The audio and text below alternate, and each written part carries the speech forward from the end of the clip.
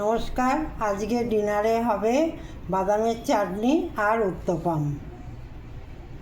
প্রথমে তেল গরম করে জিরে, কাঁচা লঙ্কা, রসুন আর কারি পাতা ভেজে নিচ্ছি।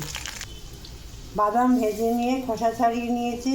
এটা হলো ভাজা ছোলা, আর যেটা ভাজলাম জিরে, লঙ্কা, রসুন সব একসঙ্গে মিক্সিতে পেস্ট করে নেব।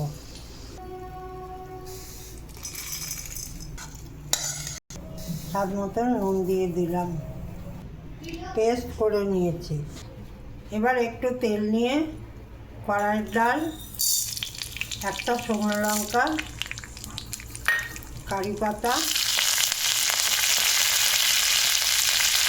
আর অল্প অল্প সরষে।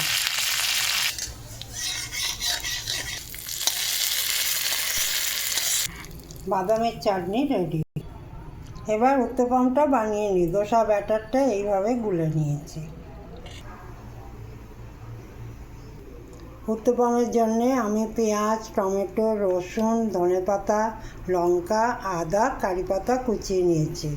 এগুলো মিক্স করে ওর উপরে দেবো।